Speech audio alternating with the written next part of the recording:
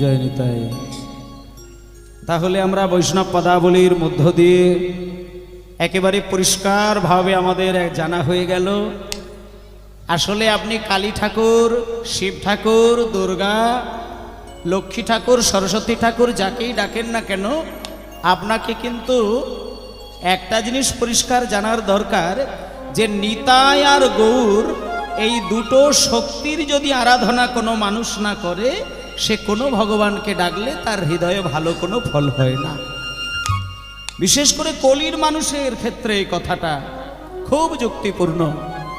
কলির মানুষকে পথ দেখিয়েছিল নিতাই আর নিমাই, আর সেই নিতাই নিমাই সম্পর্কে যদি বিন্দুমাত্র চিন্তা শক্তি আমাদের না থাকে, তাহলে আমরা ভগবান কাকে বলবো?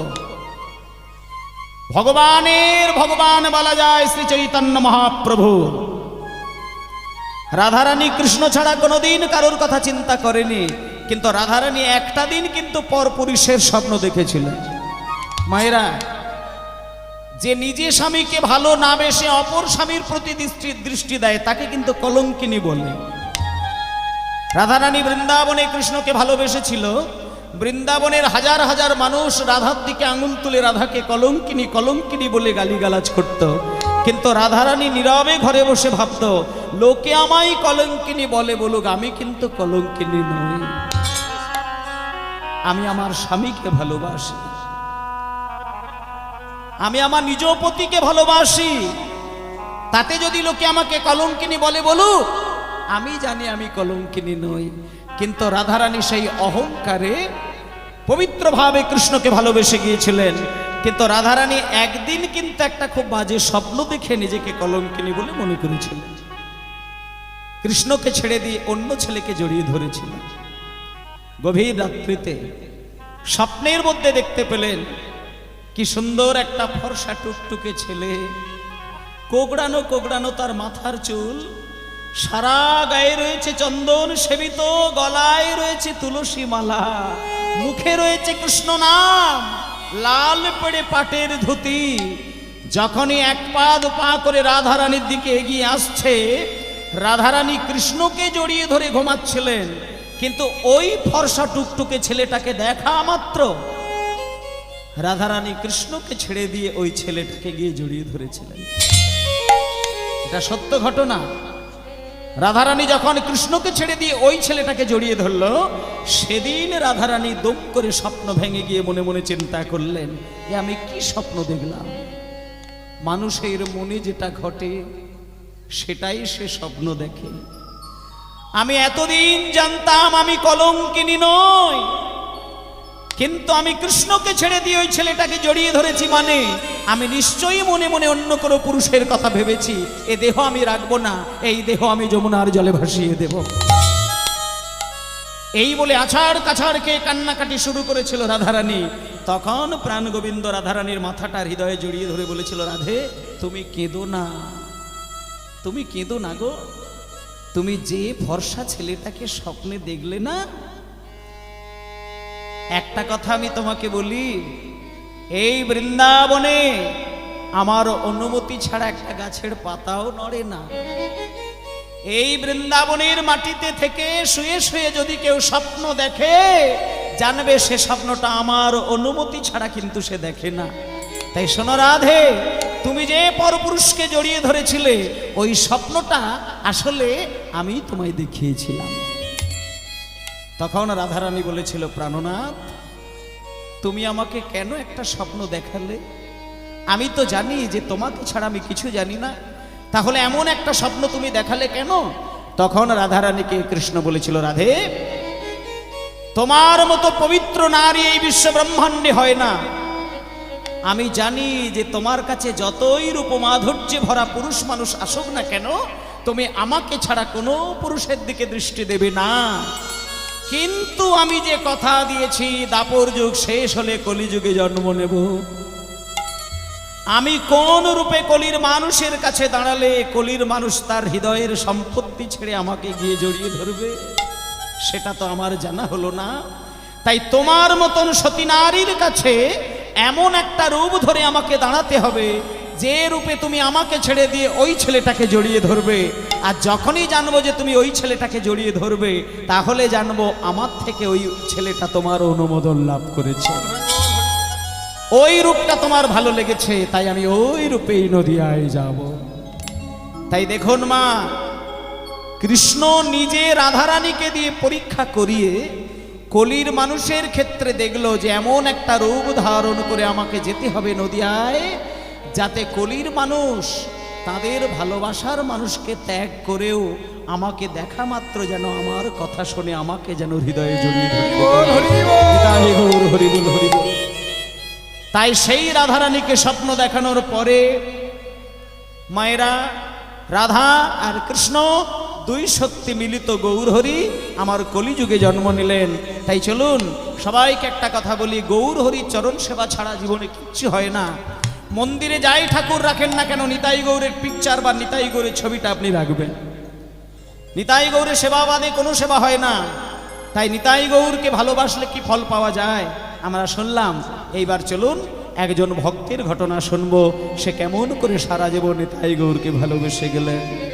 মাগো নদিয়া জেলার মাঝে কৃষ্ণনগর ধাম, নদিয়া জেলার মাঝে কৃষ্ণনগর ধাম, নদিয়া জেলার মাঝে কৃষ্ণনগর ধাম, অতি মহীয়সী নারী চন্দ্র শশীনা, অতি মহীয়সী নারী চন্দ্র শশীনা, অতি মহীয়সী নারী চন্দ্র শশীনা,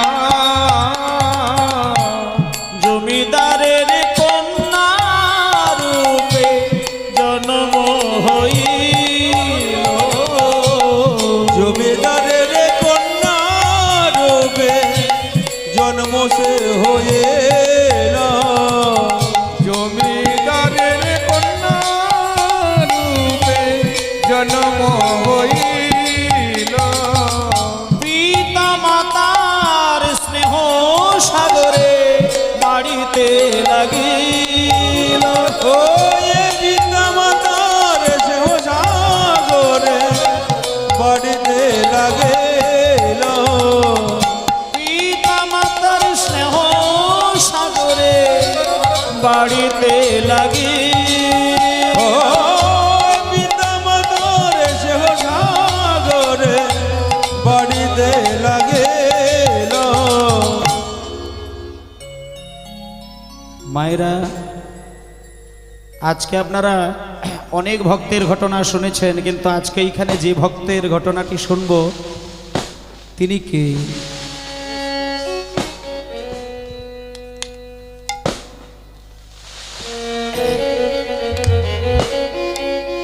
বাহ,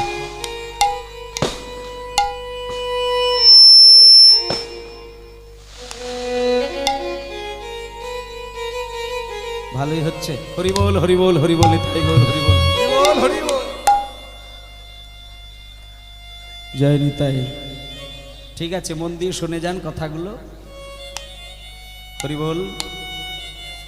বাজিগুলো আগে ফাটিয়ে নিলেই ভালো হতো, হরিনামের মঞ্চে আবার এদিকে বাজি ফাটানো ভালো মনে হচ্ছে না আমার। হরি বল। জয় নিতাই। আজকে এমন একজন ভক্তের ঘটনা শুনবো, তিনি নিতাই গৌরকে ভালোবেসেছিলেন। ওমা, টাকা পয়সা সোনাদানা গাড়ি বাড়ির যদি পাহাড় চোখের সামনে থাকে না, সে ভগবানকে একটু দেখতে আড়াল বোধ করে। আপনারা তো অতি সাধারণ ঘরের মেয়ে ছেলে, তাই ভগবানকে ধূপধুনো প্রত্যেক দিনই দেন। এখানে আমার যে সমস্ত মায়েরা বসে আছেন সবাই সন্ধ্যাবেলায় ধূপ দেন তো ঠাকুরকে? শঙ্খ বাজান তো, ঘন্টা বাজান তো? বেশ, তাহলে এটা আপনারা একটা ভালোই কর্মের মধ্যে আছেন। কিন্তু আজকে এখানে এমন একটা মেয়ে ছেলের জীবন কথা শুনবো মা, যে মেয়ে ছেলেটা জন্ম নিয়েছিল মা বাবার আদর খেয়ে মানুষ হলো, সোনার চামচ মুখে করে জন্ম নিল। সে সবই জানে, কিন্তু ভগবানকে ধূপকাঠিটা কেমন করে দিতে হয় এই শিক্ষাটা তার মা বাবা কোনোদিন দেয়নি। খুব দুঃখের বিষয়। কিন্তু কপালটা হয়তো তার ভালো ছিল, তাই বাবা জমিদার, লক্ষ লক্ষ কোটি কোটি টাকার মালিক, মা বাবার একটা মাত্র কন্যা আদর দিয়ে বড় করেছে, আর মেয়েটার নাম রাখলো চন্দ্র শশী। খুব নীরব হয়ে কথাগুলো শুনবেন। আজকে আমরা এখানে যে মেয়ে ছেলেটির ঘটনা শুনছি মা, আপনারা অনেক পুরুষের ঘটনা শুনেছেন, কিন্তু আজকে যে ঘটনাটা শুনবেন এটা কোনো পুরুষ নয়, এটা আপনাদের মতন একটা অতীব সাধারণ বাড়ির একটা মেয়ে। কিন্তু এই যে ঘটনাটা এটা কোনো বানানো কাহিনী নয়। আপনারা পৃথিবীর অনেক প্রান্তে বেড়াতে গেছেন, কিন্তু আমি আপনাদের আজকে এমন একটা তীর্থে যাবার কথা বলবো, জীবনে যদি একবার শুধু সেই জায়গায় গিয়ে প্রণাম করে আসেন, জানলেন আপনার মানব দেহটা কিন্তু ধন্য হয়ে গেল। সেই সব জায়গার সন্ধান অনেকেই পাইনি। আজকে ওনার জীবন কথাটা শুধু শুনে যান, ব্যাকুল হয়ে যাবেন, আপনি পাগল হয়ে যাবেন। আদরের মেয়ে, বাবার প্রচুর টাকা পয়সা রয়েছে, আর কেজি কেজি সোনা হিরে মুক্ত বাড়িতে আলমারি ভর্তি করা রয়েছে, কিন্তু কোনোদিন কৃষ্ণ সেবা সে করেনি। ভগবানটা কি সেটা তার জানা হয়নি। এবার মেয়েটা দেখতে দেখতে দেখতে দেখতে আদর খেয়ে খেয়ে 5 বছর 10 বছর 12 বছর ক্রমশ বড় হচ্ছে। আর একটা জিনিস মায়েরা দেখবেন, বাড়িতে যদি মেয়ে জন্ম নেয় ভালো হয়, ভালোই লাগে, কিন্তু মেয়েটা যখন একটু বড় হয়ে যায় মা বাবার একটা গুরুদায়িত্ব পড়ে যায়। কি বলুন তো সেটা? মেয়েটার যথা সময়ে যথা জায়গায় তার বিবাহ দিতে হবে। সব থেকে বেশি মেয়েটাকে বড় ভালোবাসে তার বাবা। সারা দিন রাত্রি মেয়েটার মাথাটা বুকের মধ্যে জড়িয়ে ধরে মেয়েটাকে আদর দিয়ে মানুষ করে। যেদিনকে মেয়ের বিবাহের বয়স হলো, তড়িঘড়ি করে নদিয়া জেলার কৃষ্ণনগর বলে একটি জায়গা, আপনারা গিয়ে সেই সব জায়গাগুলো দেখে আসবেন। সেই নদিয়া জেলার কৃষ্ণনগরের একজন জমিদারের ছেলে তার সঙ্গে বিবাহ দেওয়ার ব্যবস্থা করলেন। বাবা মেয়েটার মুখের দিকে তাকিয়ে ভাবলো, মা আমি যেমন জমিদার